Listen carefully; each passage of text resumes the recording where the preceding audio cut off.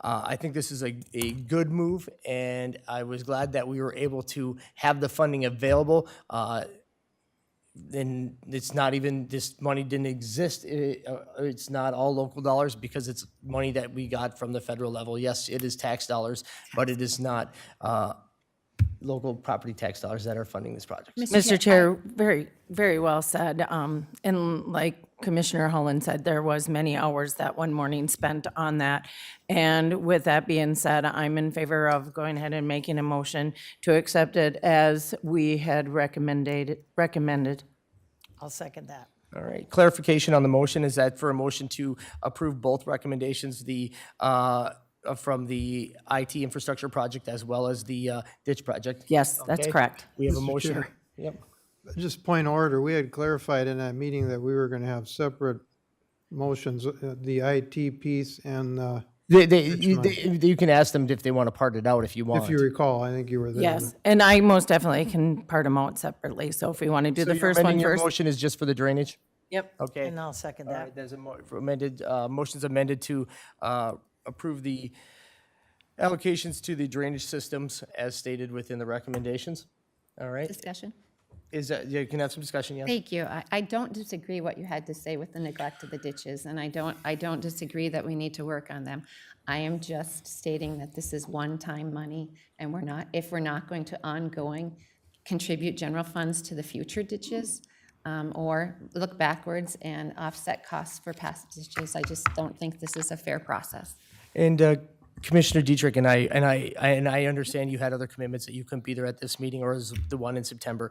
And I wanted you to understand that we actually parsed out a chunk of money to use as seed money to be able to use it as matching money for grants ongoing. So that way, Matt and his team has the opportunity to go out there and get other funds so that this isn't a one-time deal. Because what we've ran into the issue in the past is that there hasn't been matching money for him to be able to apply for grants for these drainage systems. So we've actually, as part of this move, we've actually given him funds to do that. So this isn't a one-time action. We're looking to solve it going forward. It's still general funds.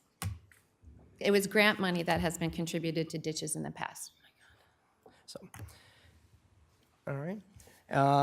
With that, is there any other discussion? Hearing none. All in favor, say aye. Aye. Opposed, same sign. Aye. All right, motion passes 4-1. All right.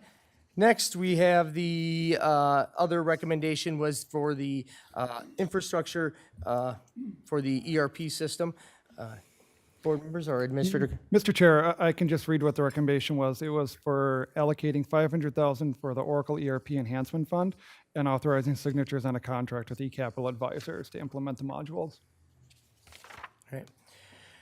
Now, to whether board members or even the public understand that this is actually a situation that if we don't do this, it's actually going to continually to cost us more money to operate. This modular, this investment to it is actually to help us stop in having to pay out contractors and making one-off modifications to our individual system. We're actually making a permanency modification to it. So what I will say is it's a way to prevent the hemorrhaging. And Mr. Chair, members of the board, the purpose of this module is also to give us accurate and timely updates within our budget during the negotiation process, so we don't end up like the Byron School District or the Robbinsdale School District, where they make an errant miscalculation in their negotiations and end up in the hole either $1 million or $700,000. This is to prevent that from happening, and will end up resulting in a better levy at the end of the day and better cost savings. All right, at this time, I'll entertain a motion. I'll make that motion. Motion by Commissioner Shane, second by Commissioner Holland.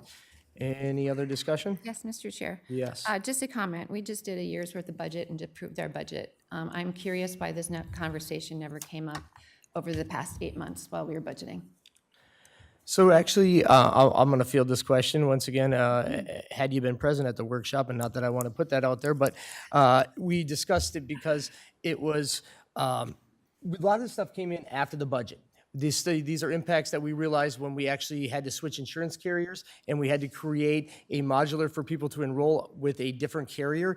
And it came to our realization that with the current ERP system, that we couldn't manipulate it without having another provider to do it. So we paid somebody else to do it at, Greg, what was the dollar amount? It was 25,000 for just that one, or was it maybe more, it's- or was it 50,000? It's a lot. went over the I don't numbers want to I don't want to misstate the figure, Mr. Chair, on the record, but it was significant. So a lot of these ones and that was just the HR aspect of it. But then we knew that there was some, what do I call it, idiosyncrasies within last year's budget cycle. And they didn't even come into those barriers till actually going through it.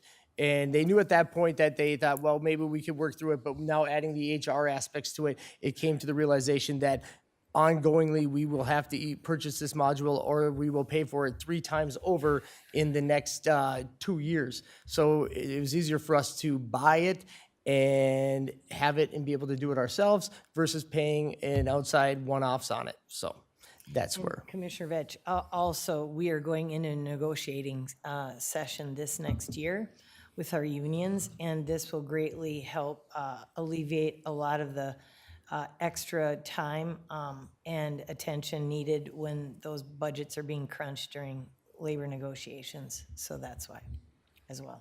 Mr. Chair? Yes. And I was here and I spoke to those points. I said, this isn't a good look because we're in between preliminary and final budget. And I'm one that's lobbied that I think there is a budget seasons like deer season. It's got a beginning and an end, but the timing doesn't seem right. It seems like there's some speculation here. And because of those reasons, I wasn't in favor of this 500,000 going to that, but everybody said their piece here, I guess, so. I have one more thing to say as well. I appreciate that you point out I wasn't at the meeting. I have, typically in the past, when the workshop has been extended to January because the annual Association of Minnesota Counties conference is that week, and typically commissioners attend that. I was the only one attending this year. It doesn't make it wrong or bad, but you continued with the workshop at the same day, when typically in the past we'd push it to January because there's nothing urgent on that agenda. All right. Any other discussion? Hearing none. All right. We have a motion. We have a second. All right. All in favor, say aye. Aye. Opposed, same sign. Aye. All right. Motion passes 3-2. All right. The legislative one is purely informational. We just went over the priorities. We'll have another meeting about it in January. The other one was the consensus to move forward with our contract with Flaherty and Hood, which is a consent agenda item. Greg, correct? That's correct, Mr. Chair. And then Believe so. yep. The next is the 2025 committee appointments, which is purely informational, as will come forward at the first meeting in January to actually make those formal appointments. So there's no vote or discussion at this time on that necessary. The next one would be the commissioner expense budget. So we had to have a discussion to figure out how to deal with the individual accounts for commissioners. There's a recommendation on there to make a modification to it to meet the inflationary cost. So we're adjusting that from 2,400 to 2,700, as well as there was an additional ask by Commissioner Holland, who is willing to reconcile Commissioner Shane's small overage, so out of her account. Mr. Chair, we do need to go back and approve the signatures on the contract with Flaherty and Hood. I'm not seeing it on consent. Oh, okay, I'm sorry. I didn't know if it was gonna be a consent for January 7th, or if it was one that we were gonna do now. I think we can take care of it now. We know wanna what the take care of it now? agreement is. Okay. We can get things going, and then he can be here timely for our meeting on the 7th. Okay, because I just remember at the discussion, we were gonna put it on the consent agenda to move forward, but okay, that's fine. I'll make the motion that we accept Flaherty and Hood for our For the next 2025 coming 2025. year. Second. All right, motion by Commissioner Holland, second by Commissioner Shane to approve the Flaherty and Hood contract for lobbying services for the 2025 year. Any other discussion? Hearing none. All in favor, say aye. Aye. Aye. Opposed, same sign. All right, motion passes unanimous. Now moving back to the expense account reconciliation. As I just stated there, we had those two different modifications, so looking forward to pass a motion to approve both the reconciling of the stated amount between Holland and Shane, and then the increase of the expense account from 2,400 to 2,700 to meet the inflationary costs. So moved. Mr. Chair, Second. All right, motion by Commissioner Shane, second by Commissioner Holland. Commissioner Dietrich. yes, just a comment. For 2024, you had, we had, I guess, agreed that we could request funds from commissioners that had balances in order to offset our costs. And I had asked you twice in the last month that if you would be willing to cover those costs. And so I would like to include that in that motion, if you would be so willing to cover my overage for this year, please. So what we've proposed under this motion is that any negative balances that aren't reconciled would be subtracted from your subsequent previous year's overage. So anything that if you are over, instead of paying it out of your pocket, it'll just be subtracted from your travel budget the next subsequent year. That was clear. And Mr. Chair, can I just make a comment? I want to thank Jeannie. I think she just wants to have that, St. Michael Overville, but I do appreciate that. But I also want to say that as soon as I found out that my budget was in jeopardy, that anything and all of it was out of my own pocket. So I just want that to be known that it was not spent carelessly. And as soon as I found out, then everything was out of my pocket from there forward. So Jeannie, thank you for at least tapping in and saving me at the end there. All right. That was a request. This is a request, I guess, to the motion makers, if there's an interest in amending your motion to accomplish Commissioner Dietrich's request. And any interest? No? All right, so with that, the motion still stands as stated. With that, is there any other discussion? Hearing none, all in favor say aye. Aye. Opposed, same sign? Aye. All right, motion passes 4-1. All right. And let's see here, was that the last one on there? My page just got a little messed up. And that's all I have, yes. All right, and now moving back. Commissioner Vetch, you might want to, last week at the holiday party for the EDP, it was announced that we have a new chair for the EDP, if you want to make that. Yes. So if you want to make this, you can too as well, so, but. it's- Very excited that Missy, I don't know, how do you say her last name? Menjiger? And Anyways, Missy, who's been working with the EDP for the, I don't know, last 3-some years, has taken the role. The board's very excited. It was a very nice holiday party.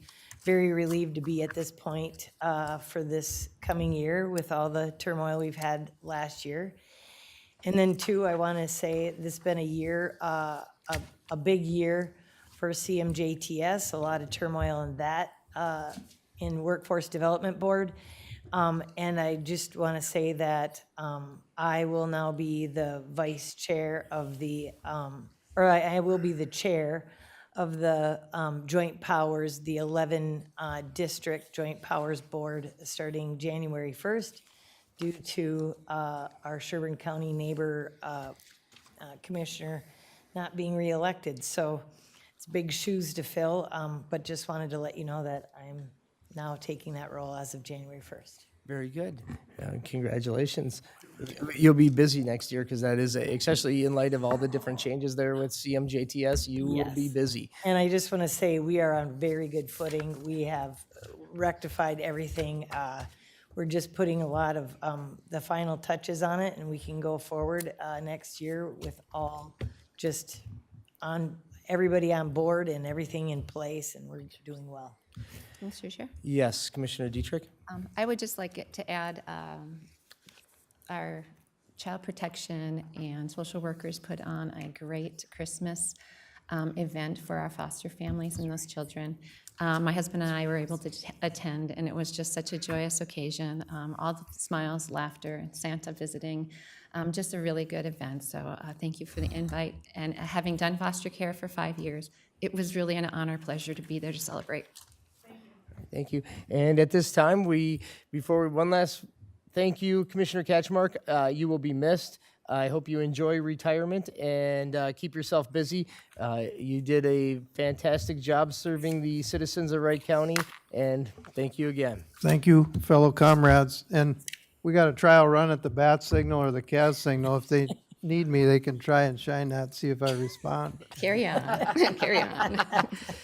All right. Then at this time, we'll adjourn at 10:50.